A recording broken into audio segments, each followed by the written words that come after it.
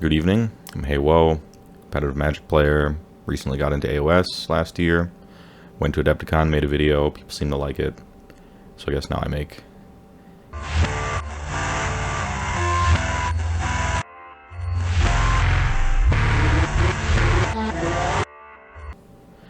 This week's vid is about suggestions, basically to Games Workshop, I guess, for improving Age of Sigmar. For now I'm keeping it to systematic, mechanical, user experience focused. Probably only dip into rules as it pertains to like streamlining or improving play experience generally, and not going to get into like specific war scroll or metagame stuff, like please nerf Destiny dice or buff Beast Claw. Like, if you want to comment below about stuff like that, please do. It would probably make a pretty interesting video, like part 2, where I tell you why you're wrong and the thing that beats you shouldn't be nerfed or whatever. Or maybe I'll agree with you because you're simply too right. I don't know. First up, approaching the game. I mentioned this before, but Games Workshop stores have a weird vibe and it's off-putting. The employees are too pushy with products, I guess. Every conversation is just like so obviously to go directly into that it's awkward. Clearly they're getting squeezed from like upper management, and so it's probably not their fault. They probably have stupid quotas they have to fill. So okay, I guess upper management, stop. It's pushing people away. It's pushed me away. I've gone into Games Workshop stores with the idea that I was going to make a purchase, and I ended up not, and just leaving because it was just too much. You guys should make all of them into coffee shops and chill out a little bit, so it's more welcoming and conversations can naturally arise. Oh, wait, you're doing that in Texas. Great job. Secondly, for a brand new player or someone who's just about to jump into AoS and they're at the I'm interested phase, maybe their friends play or whatever, it's confusing and possibly annoying to figure out what armies even are, or like what an army you want to play even is. And I don't mean something that matches your play style or finding something aesthetically that you like. The aesthetics are perfect. There's an army for everyone. It's great. Your lore and fluff and the aesthetic feel and look of the army, and even how the army plays, you know, mechanically they tend to play very much like you would expect they would, story-wise, which is a huge home run for AoS. There are exceptions, but especially the ones that have come out since AoS began are pretty much knocking it out of the park as far as that is concerned. That's not what I'm talking about. I mean, like, okay, I want to play Khorne, right? So, well, let's bring it up. Let's go to the community website, Warhammer community. Age of Sigmar, we got our army builder, we have our war scroll builder here. Okay, chaos, yeah, I want to play Khorne. So, allegiance, Khorne, right, alright. And select a faction, sure. Right, Demons of Khorne, is that it? Well, no, that's some of it. So, alright, Everchosen, I know that guy. Khorne Bloodbound, okay, that's some other of it. Or is it Khorne Bloodbound? Okay, that's some other stuff. I guess that's a different army. So there's Demons of Khorne, that's its own army.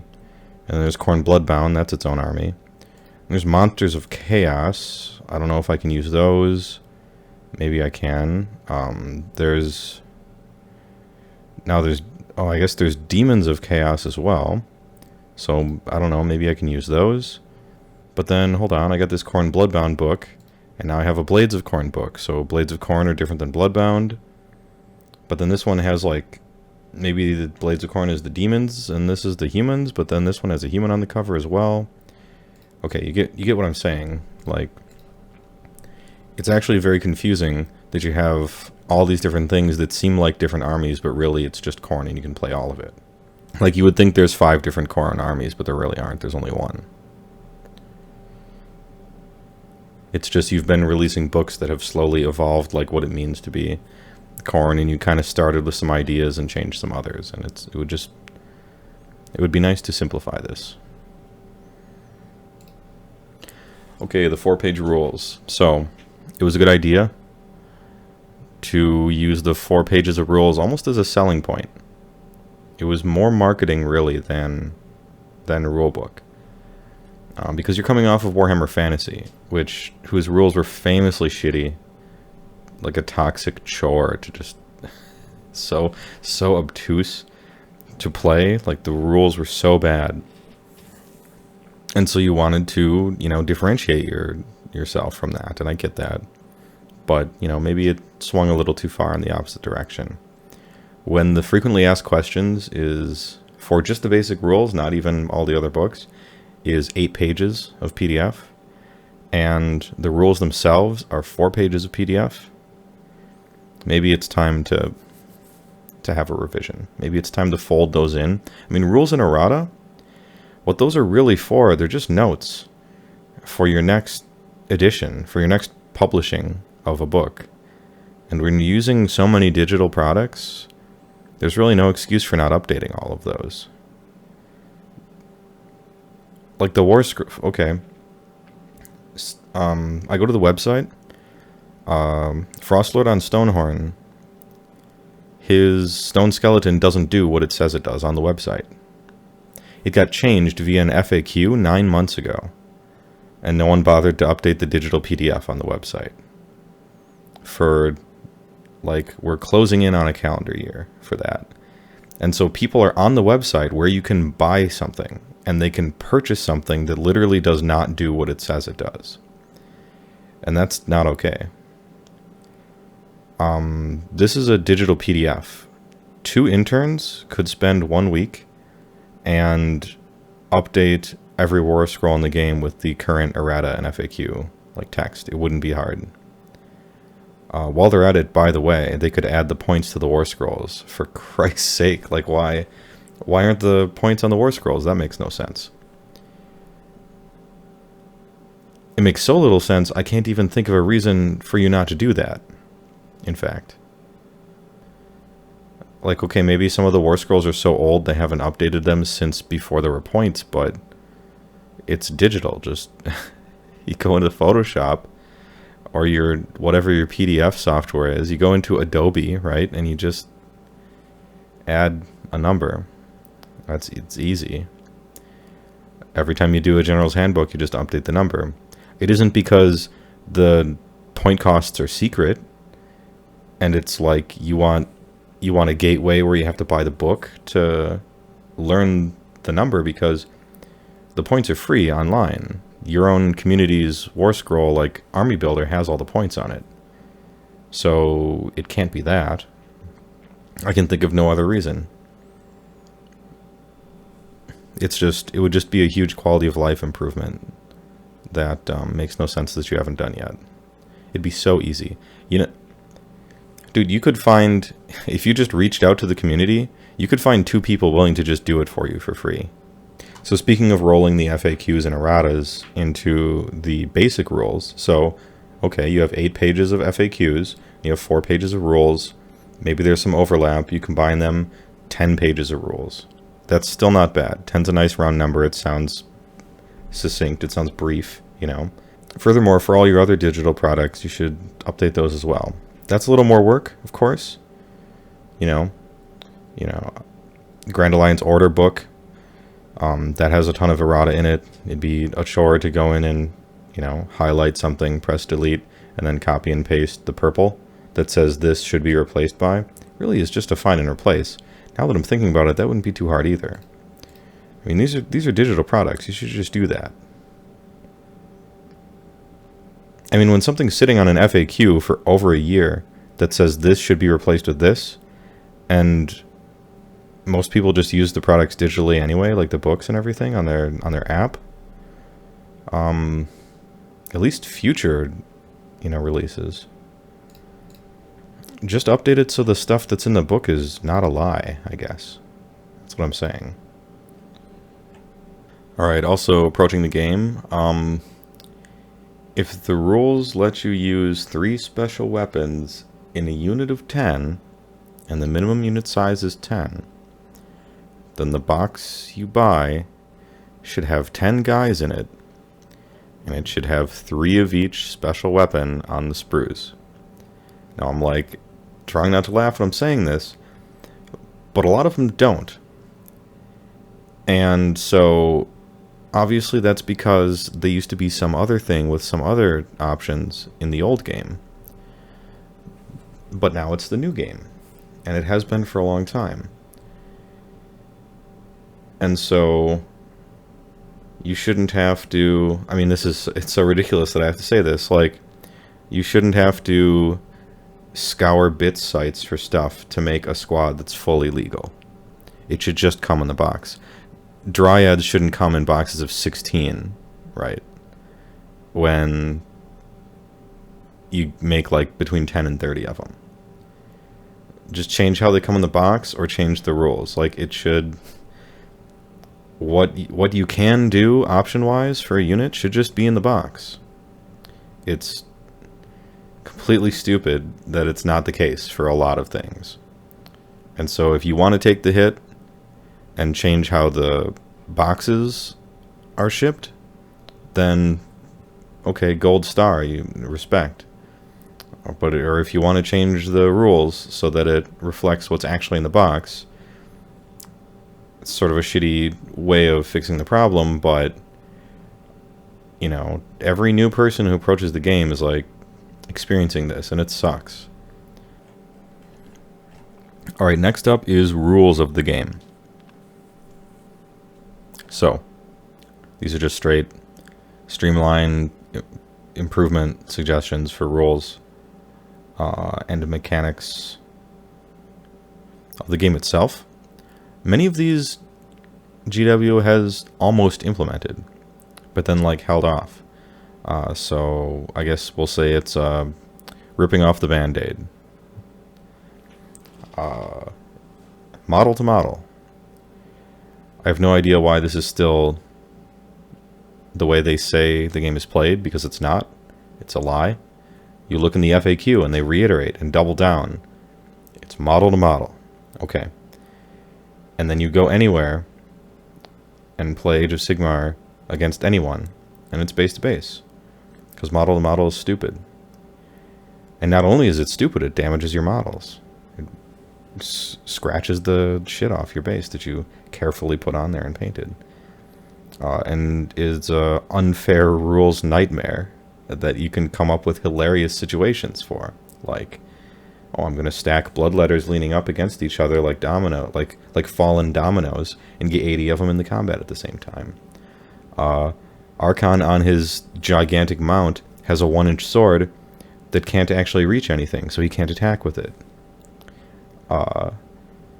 You can calculate coherency with the edges of the wingtips of your prosecutors, so that a unit of 3 covers like 20 inches, okay? Like, this is completely stupid. Everyone knows it, and that's why everyone plays base to base. That's why all the tournaments are base to base. That's why all the local casual games, pickup games are base to base. That's why the people that play in the Games Workshop store use base to base. The Grand Tournament uses base to base. Like, that's just how the rule should be. Stop saying it's model to model when it's just not. You're not giving an accurate portrayal of how the game is played. And I know that this is because they wanted to make it easier for Warhammer Fantasy people on square bases to bridge the gap from one game version to another. But it's been years. It's time to rip the Band-Aid off. Alright. Especially when it's like an awful way to play the game. Speaking of an awful way to play the game, why aren't the rules of one game wide? How come only matched play players deserve to play a game that's even remotely fair?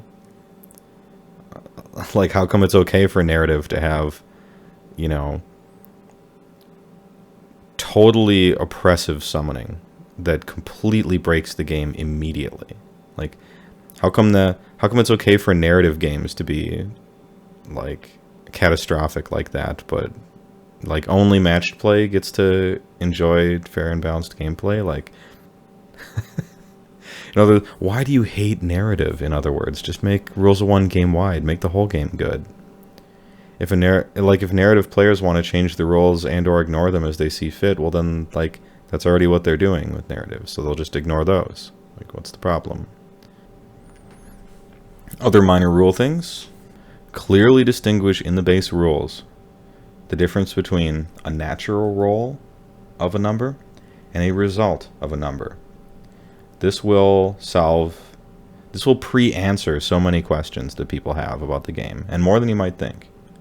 For instance, the counterintuitive way that Rend interacts with re-rolling a failed save. Currently how it works, and you might not know this because it's obtuse, but if my save is a 4-up, armor save, and I re-roll failed saves, someone attacks me with Rend 1. I roll a 4. Do I get to re-roll that? The answer is no. Because it's re-rolls before modifiers, and the game doesn't know that that's a failure yet, even though it will be, and you as a person do know that. And in your head, you're probably just thinking, okay, my save is now a 5-up, but that's not how it works. It doesn't alter your save characteristic, it modifies the roll. And so how you resolve that is a 4 is a failure, and you don't get to re-roll it. You can only roll 3s and below. And so it creates this little gap of failure where you can't re-roll it. And, well, that's certainly not very intuitive. That's how the game rules work. Although now that I started talking about the Rend gap in save re-rolls, I think that should actually just go. I'm personally okay with it as it exists. Like, I think that re-rolling failed saves is very strong. And so, to me, it's okay that there's this gap. I just think that sensically it's kind of a silly rules interaction, and one that just sort of complicates the game needlessly.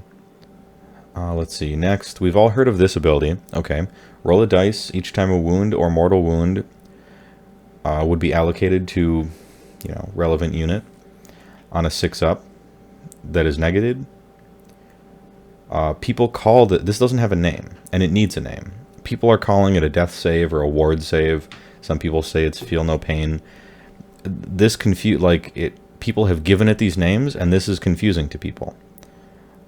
Because I see questions constantly like, can I re-roll that saving throw? Or do I get a bonus to that save? Or if I'm in cover, do I get... No, you don't, because it's not a save. They're calling it a save because it doesn't have a name, even though it should. And if you gave it a name, you wouldn't call it a save, and then none of these questions would happen. Call it Favor of the Gods, or Magical Avoidance, or just something like that, where it doesn't say the word save, so people aren't thinking about save, and then they won't even have those questions. They'll know it's just an ability that rolls it. I know there's 3 different types of these, one that works for mortals and wounds both, one that's only mortals, one that's only wounds, so come up with 3 names. Easy. This is another one of those rules changes that avoids potential questions. Like, it just pre-answers questions for people. And the more of those you have, the better, which is why keywords are really the way to go for rules text. Alright, what else? This is less of a rule and more of a mechanic, but I think it's fine. So, the way first turn is determined is too easy to manipulate. And furthermore, is too easy to guarantee you always get to decide. And maybe that would be okay, except only a handful of armies have the privilege of being able to use 1-drop or 2-drop battalions and stuff. And so it's not fair. And furthermore, the distribution of 1-drop battalions is random and not a result of careful balancing thought between the armies. Like, it's not like, oh, well, this army is very strong in these ways, and so we're going to balance it by not giving them 1-drop battalions. Like, clearly that hasn't... clearly that's not the case. Because, in a lot of cases, the strongest armies anyway also on top of that have amazing battalions. So, I mean, maybe it was a series of mistakes, but who knows? And it's easy, it's just make it a roll. If you want to add some sort of counteracting upside to the downside of finishing dropping first, because it is a downside, your opponent has seen where all your stuff is placed, and now he gets to counterplace with however many units he has left. And so if you want to give some sort of counterplay to the downside of that, add a +1 to the roll. There you go. Who gets to go first should be random in some way in a game like this. Of course, follow proper turn sequencing. I mean, I wasn't not going to talk about this, right? Hot button issue. Priority rolls and double turns and all the rest. Yeah, of course it should be you go, I go. Like, it doesn't make sense not to do that. I feel it exacerbates imbalances in the game that would otherwise be within acceptable bounds. I mean, this strikes me as a rule they came up with, you know, back in the early, like, pre-General's Handbook version of Age of Sigmar, where, you know, the game was like my narrative experience, and that's, I guess, how they expected people to play, right? Kids pushing around G.I. Joes and making, like, combat noises with their mouths, right? Like, but, I mean, if you're going to be a proper game, like, you're not going to give people time walks randomly. Like, that's foolish. And furthermore, it leads to very unsatisfying games, win or lose, with way too much setup time. So you have 15 minutes of setup time before you start a game, and then the game lasts for an hour and a half, and it gets to like the bottom of turn 3, and whoever wins priority is going to score about 11 victory points and just completely win. Like, what an unsatisfactory conclusion to a potentially epic game where people were playing well, you know? I mean, some people like it because it's big and swingy, and, you know, if you were gonna stream a game, like, it's a real hype moment to throw that one die that, like, that matters a whole bunch. But, you know, the game is going to come down to single dice rolls sometimes that are very impactful, but they'll arise organically from the situation that each individual battle is in, and that's the best way for it to happen. I just haven't heard a convincing argument for it, I guess. It's hard to teach people the game and get them into it with a mechanic like this. I have a lot of friends who are very interested in the game but are really turned off by something like this, with good reason. Like, I mean, if you're playing Magic and someone just randomly gets a time walk after every other turn, like, it's not a very competitive game. Or it's not a very serious game. It's just super casual, where, like, lol, random stuff happens, who cares? And maybe that's the kind of game they're trying to make. Like, let's play chess and I'll take 2 turns in a row, is that fair? Like, no. It doesn't make it fair that everyone has a 50-50 shot of it, it just makes it stupid. I don't know, I've heard a lot of arguments. I've done some research for this video, trying to find arguments that to me made sense for it, and I haven't found any. Some people say it adds, you know, strategic and tactical depth to the game. You know, well, it's true insofar as any mechanic you add is going to do that to some degree. You know, any major mechanic in a game is going to add complexity to it, but that's not a good thing. It's a good thing if it's adding good complexity, and I don't think this is. Like, you let them go first and you go for the double, alright, on turn 2, and that's the smash one. And the double on turn 3 is the points one. If you're ahead, you can play defensively and your opponent has to stick his neck out and you can smash him. If you're behind, you have to go for the risky play. Like, these are true even without the double turn.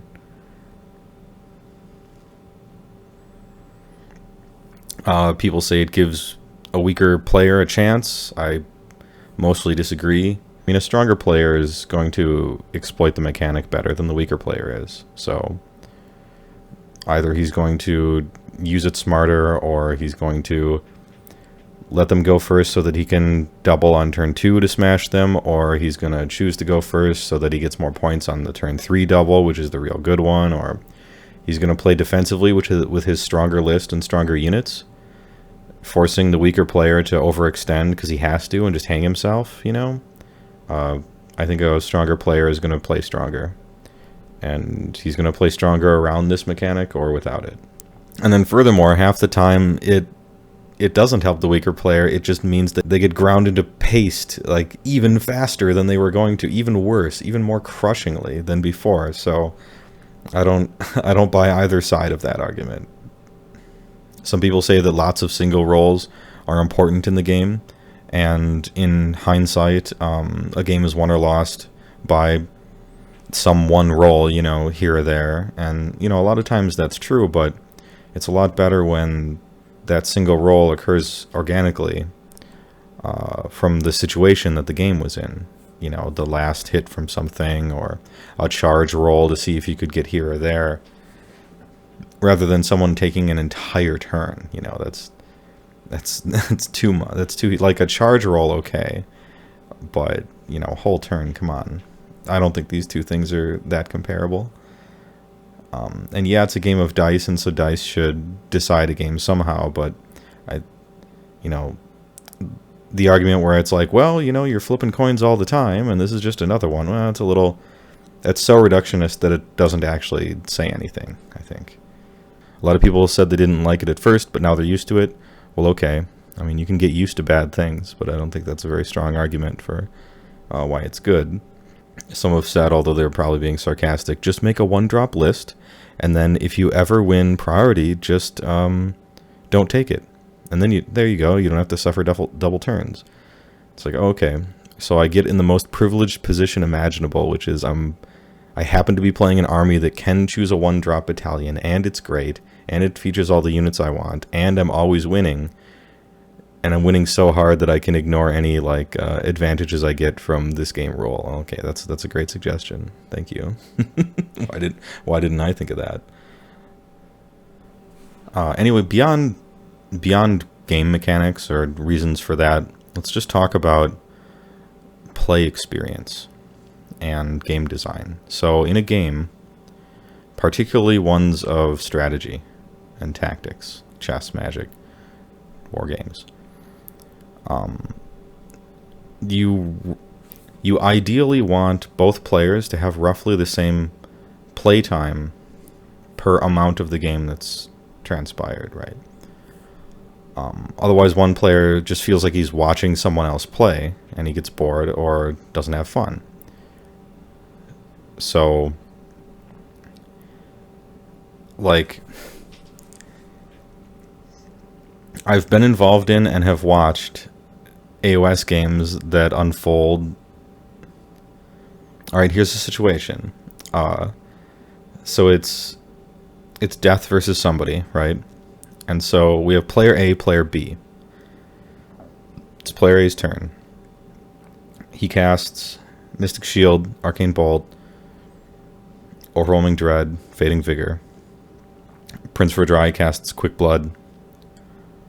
Mortis Engine wails, Banshee screams, uses Black Gem, Grave Sites, regenerate guys, hero phase stuff, alright? Then moves every unit in his whole army, every model, right?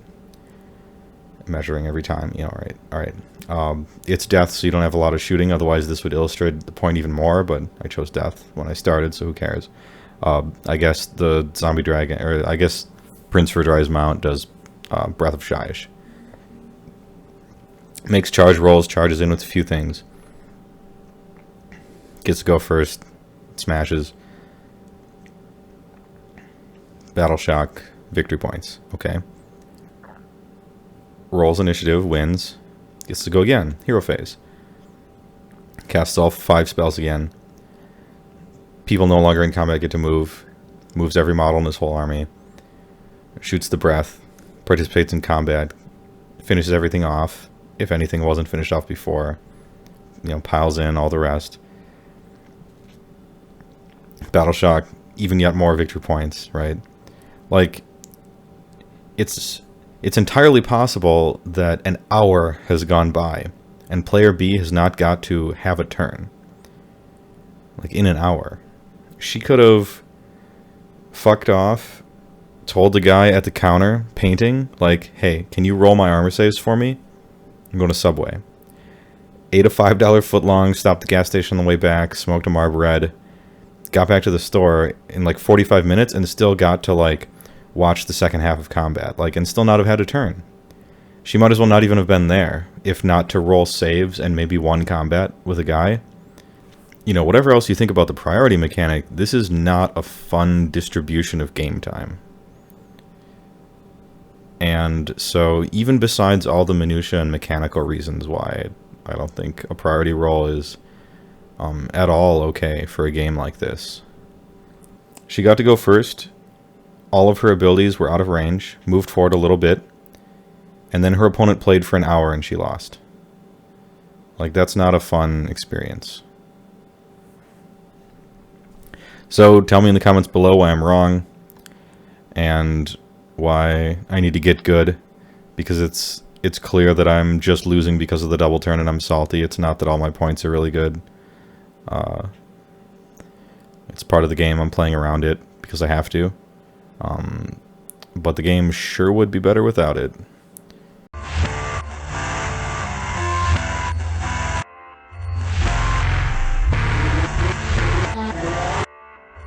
Oh, that's right.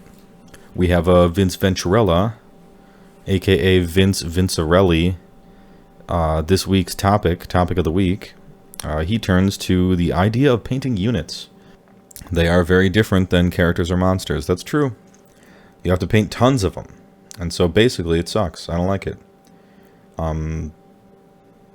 The quality of my painting goes down. I paint them in assembly line format. Depending on which step I'm on, it can be actually pretty fun, now that I think about it. So maybe my first impression of it was wrong. I'm thinking about painting 30 Arcanauts when I was trying to finish for Adepticon. And while some of the coats were a complete chore, base coats, complete waste of my time. Never have I wanted an airbrush more than when I was doing base coats. But there were a few layers in the assembly line that I rather enjoyed, and it became a little zen, you know, where you just pick one up, you do the thing, you put it down, you pick the next one up, you do the same, you know. It was sort of like Zen in the art of motorcycle maintenance, except painting tiny Arcanauts. So, you know, what a quick turnaround, but I guess my initial thing was wrong. You know, they are different than characters or monsters, but not necessarily worse. No, I'll say they're worse, but they're not bad. How about that? What makes a good unit for you to hobby on? One that I have a clear concept for making interesting in my own way. I painted my Mournfang standard because it was the first unit I ever made, was a Mournfang unit of 2. And I painted it pretty much just copy-pasted from the box outside. You know, I followed the directions and everything. And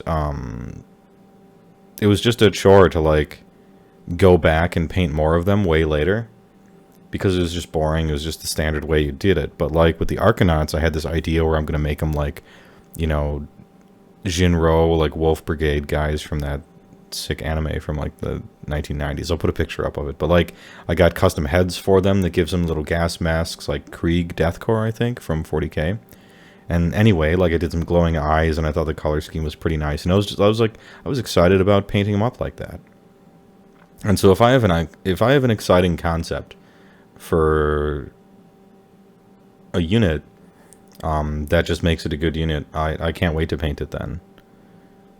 If it's something I did a long time ago and I've improved since then, it'll be real hard to to go back to it, as I've found. What is my favorite unit? Probably those Arcanauts, I guess, since that was my example. I have painted the test model of some other units that I'm very happy with, but I haven't completed the whole unit in that. I haven't then took that finished test piece and then, like, copied it into the other units, so I basically can't count those. But I'm very happy to... I sort of can't wait to paint them, so we'll see. If Vince asks the same question in, like, 2 months, maybe it'll be a different answer. All right, thanks for watching. Tune in next time. I think my next video shall be, I'll take an army that everybody says is bad, and I'll make the filthiest possible list I can with it. I think that would be fun. And first up is Mortal Khorne, because it's not that everyone says Mortal Khorne is bad. It's just that specifically I did in a past video. In fact, I made a big deal about it because I was trying to be entertaining. And so I'm just going to try to make the filthiest shit with an army that I said wasn't good. And maybe it'll be awesome, and I'll be wrong. But, you know, will that fill a whole show? I don't know. If it won't, then we'll try to do maybe Flesh Eater Courts as well. What are the worst armies in the whole game? Besides Beastclaw Raiders and Flesh Eater Courts? Statistically speaking, I think those two are the actual worst. Beastclaw is worse than Flesh Eater by a lot. But against any real army, like, they're so bad. They're so bad. Alright, anyway. Thanks for watching. Comment below. Peace.